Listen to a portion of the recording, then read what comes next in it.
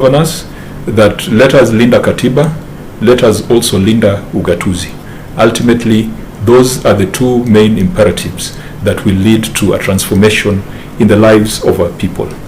Indeed, accountability was a key pillar in our campaign promises. I do recall when we were campaigning in the last election, we went around together saying that we will be more accountable, and we will be more transparent, and we'll be more responsive, and we'll be more concerned about governance. In Homa Bay County, accountability has been part of our political culture. It's been part of our governance culture. I do recall that the first governor of Homa Bay, His Excellency Cyprian Awiti, never failed to appear before the Senate. In fact, I remember instances where he appeared before the Senate when he was unwell or when he had just come from hospital, because he understood that that was not a favor to the people of Homa Bay. That was part of his core job description. And I do hope that Governor Wanga will also borrow a leaf from what the predecessors have done. There were critical issues that we needed to have clarity on. For example, the pending bills in Homa Bay has been escalating. The financial statements indicate that the year closed at 1.5 billion in terms of pending bills. That is a lot of money locked up within the county, which if it was released, it would stimulate the local economy. What is unfortunate is that more than 1 billion of that debt is older than 365 days. We wanted to have a discussion on the spiraling wage bill. Homa Bay has one of the highest wage bills of county governments in Kenya. 54% of Homa Bay's revenue goes to payment of salaries and wages, and yet PricewaterhouseCoopers had flagged that the payroll of Homa Bay is ridden with ghosts and the payroll of Homa Bay needs to be cleaned.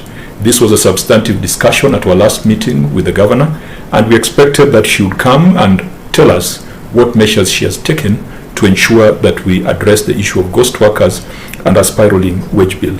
We also wanted to discuss county priorities. Homa Bay County, the referral hospital is still under construction at a cost of roughly 270 million. And yet we have a swanky new county headquarters at a cost of 800 million.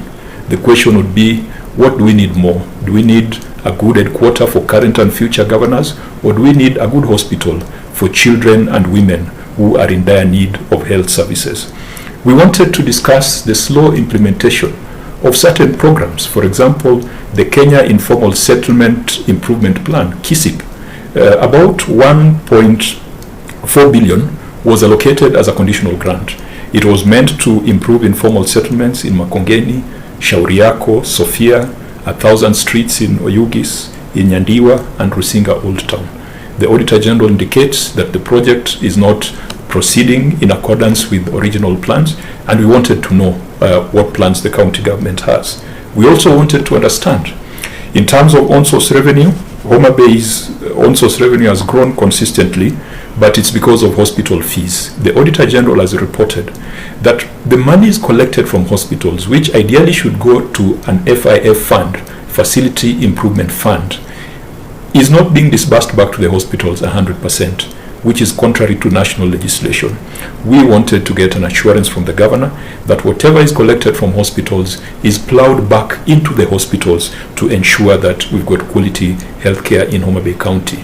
And there are a few other things that came from the audits of prior years, Kigoto, things like county aggregation and industrial parks. So we had a rich, full menu of issues to discuss, and we do hope that when we issue the summons, that the governor of Homa Bay will appear before the Senate and will explain to the Senate and to the people of Homa Bay measures taken to ensure that we linda Katiba, we linda Ugatuzi, we linda Homa Bay, and we linda the people who have entrusted us with leadership.